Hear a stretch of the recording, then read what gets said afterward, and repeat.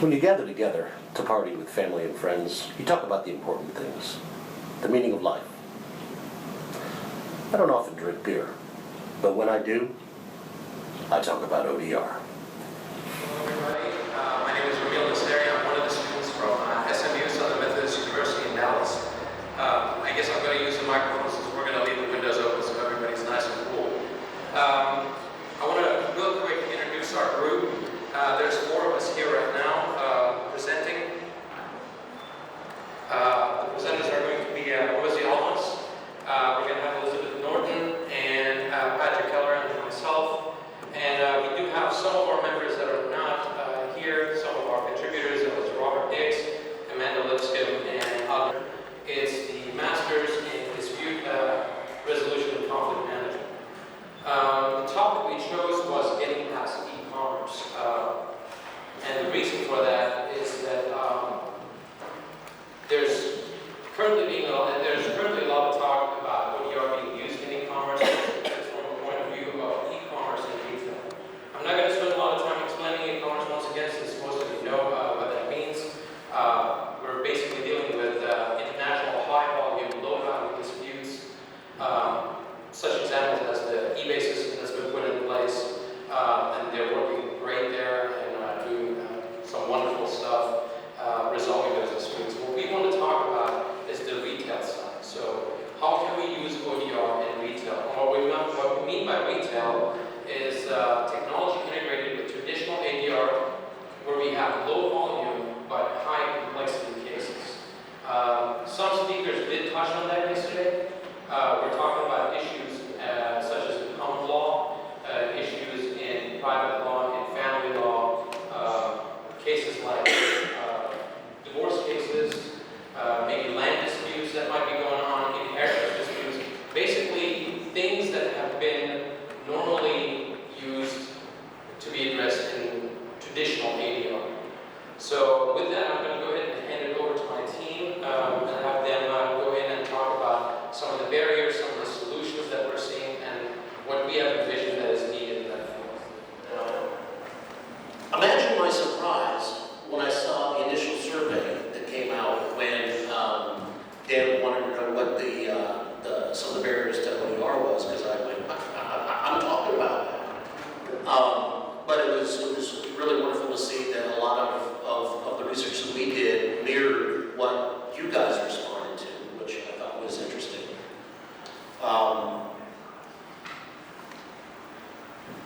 I was also delighted to break into the various working groups on Wednesday, so we could actually look at some of these barriers and attempt to come up with some of the solutions.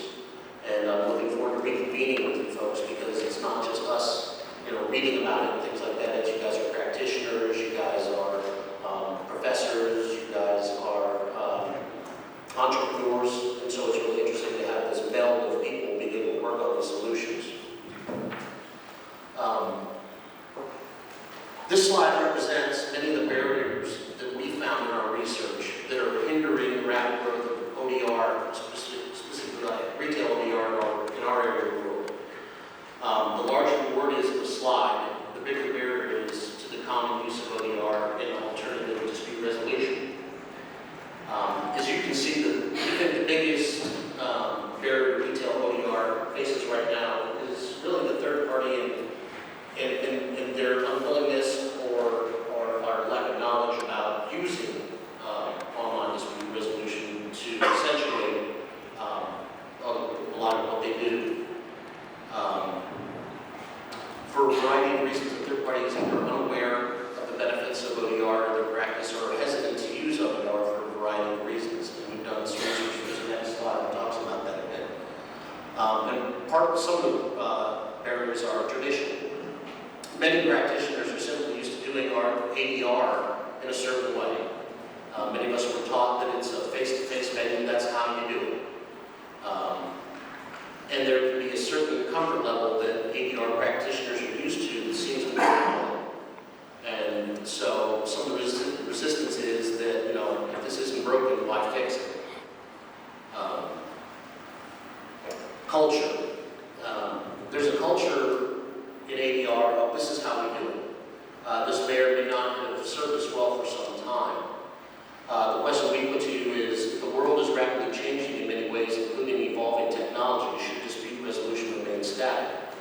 By name, ADR is alternative. Should an alternative try to embed itself as a norm when the rest of the world is changing? Or should we be at the leading edge? I really liked what I heard at the conference, I believe it was yesterday. One of you, I'm sorry I forgot who, but I wrote it down, but I didn't write down who, said that in this current world, rapidly changing technology has influenced every aspect of our lives. And so why should dispute resolution be any different? And it's touched everything, so why should we remain, resistant to it? Process adaptation. How does the third party in retail ODR adapt to the use of technology? Well, for many in the field, the level of competency and comfortableness with technology may be low. They're just not used to using it. One thing that struck me as I'm listening to all you folks is you guys are on the leading edge of this and you use it all the time. But what our researchers found out is that that may not be the case necessarily in our neck of the woods, and that there could be a real resistance or unawareness. And if you're not comfortable with the tools of the practice, then I'm sure there'll be a hesitancy to use it. It's hard to control the process if you aren't fast enough with the tools. So if you're not confident in all the different avenues that you have to use ODR, then your confidence in being able to manage the process will probably be diminished. Another barrier we see is education and awareness. Many third-party ADR specialists are unaware or less aware of the ODR option, and obviously folks are we are. Currently, telephone and email is often used to confer, to get things going, but the varieties of technologies that can be used in lieu of face-to-face sessions are not known by any providers. We believe that ADR needs to be a requirement taught in the ADR programs, at least in the States. We believe more ODR awareness needs to be fomented in conferences and third-party workshops, as well as trade publications. Another area is the confidentiality and trust issues. There's still, and this has been talked about quite a bit, but there's still people who won't even participate in online banking because they don't believe that the transactions are secure, and some third-party providers worry that ODR processes won't be trusted by their clients, nor do they necessarily feel the same degree of confidentiality as a face-to-face. Some of this may not be overcome individually, and it's my belief that for some parties, ODR will never be a preferred option. I think that will change as the generations continue on. I think there's going to be a natural shift, that there are going to be some people who will resist this until they quit practicing. But then there's the newcomers that will come in. It's going to be just a natural progression from what they do normally. Access. For many on our planet, the access to technology is also an issue. We heard about the 4 billion people. Many still do not have computer access, which limits ODR. But I think that the last panel yesterday did a great job of relating that there's been incredible work done, however, with text messaging and use of cell phones. As you can see, there are also many other barriers such as loss of nonverbal value systems, security, lawyers, tech phobia, and lack of uniform standards that will need to be overcome.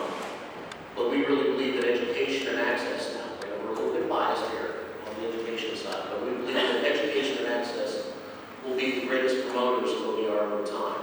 And again, I look forward to meeting today, this afternoon, to work on those issues. That was a survey that was conducted by Amanda Lipscomb. She's not here. She had looked at 100 U.S. mediator website, and out of all those 100 websites, there was not much that was mentioned about ODR. I think 12% was mentioned. She also did a phone survey, so 80% of the mediators that she had contacted did not know how to use or market ODR as an option. Something that she had mentioned is that it's not that they were not interested in using ODR, they were just not aware of ODR, or they did not know how to implement ODR into their existing practice, and that's a real big issue. I think in one of the discussions we had talked about the market that can be created. Well, if you don't not only reach out to the consumer, but you don't reach out to the mediator saying that there's another tool that you can use, you're missing out on an opportunity. And I've come across this several times when I've talked to mediators that have been in the business for 30 years, and I say ODR and they don't know what it is. So it's a little bit surprising. On the next slide, we're going to mention, after talking with the group, we kind of discovered that the missing link here, there's two of them that we're going to discuss, is a flexible platform and the third parties. And so what we see is that there needs to be some kind of process that's put in place where these two connect and they work together harmoniously.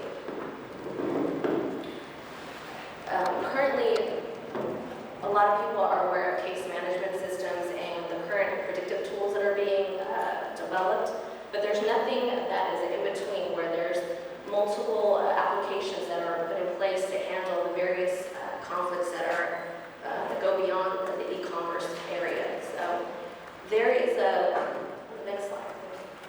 There was a study that I had conducted where I had surveyed 56 mediators or professional ADR professionals and graduate students, DR graduate students, and I had asked in international conflict resolution projects, how have they used internet, and what are some of the things that have improved with them using internet in their projects. And I listed 6 different things: information flow, sorry, I don't have that. Information flow, cooperation, relationship building, efficiency, flexibility, and cross-cultural communications and interactions. When I asked what had been improved, the top 3 that had come up were, of course, information flow, efficiency, and flexibility. When I asked which ones did not improve, then the bottom 3 were cooperation, relationship building, and cross-cultural communications. The reason I'm bringing this up is that there's not a platform where people can do this, where it goes beyond just transactional disputes. There was also a study that the CCJ, cross-border commerce center in Japan, they did a report where they did a pilot program, and they talked about putting together a system where there was consultants and liaisons that were there to work through the process. So there was a few things that they had brought up that they thought that need to be improved. Strengthening staff structure, improving consultation system tools, and working with related organizations. What the consultants did were they were making sure that the customer understood the terms. They were making issues aware of the business entities, and they were intervening when cases had different laws. So it was time consuming. At the end of the report, it was very time consuming. They could not interpreting a system where those two things, human involvement and the systems, were able to work together. Next slide. So to kind of conclude, what 3 things that I believe the flexible platform should have is, or when you're designing a flexible platform, is to be affordable so the users are able to participate, accessibility, but not only for individuals that don't have access to the newest technology, but accessibility in the sense of where users can come in different points of the process. There's not only parties involved, third parties and users, but there's other people that need access to the system at different points. So it's something that has the flexibility to allow that. The other thing is process adaptability, which Patrick had mentioned earlier. And this is for not only to handle like the more complex cases, but to handle the different DR systems and frameworks and models that are in place right now. I'll be talking about the role of third parties, and we've heard a little bit over the last few days about what it means to have access to justice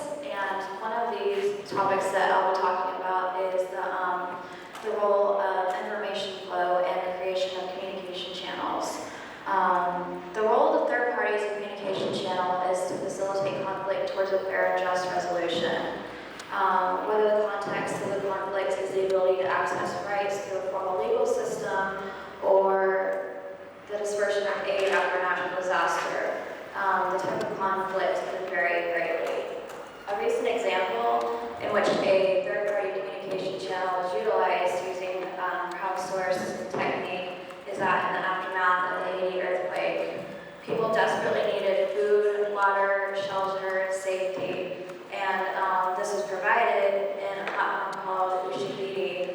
And during this time, it allowed ground-up mobilization efforts for aid dispersion via GPS, navigated satellite points by mobile phones, or other methods of traditional aid delivery were not quite successful. While the type of conflict that can use the creation of third-party communication channels can vary greatly, there's a set of guiding principles that are listed here I find that will be the same throughout each type of conflict. These include the basic acknowledgement of technology, the willingness to adopt technology, education and training on how to use and develop these communication channels, feedback during platform development, and marketable and usable platforms across geographical and culturally different markets. So why is this important? The development of these communication channels are important to the field of ODR because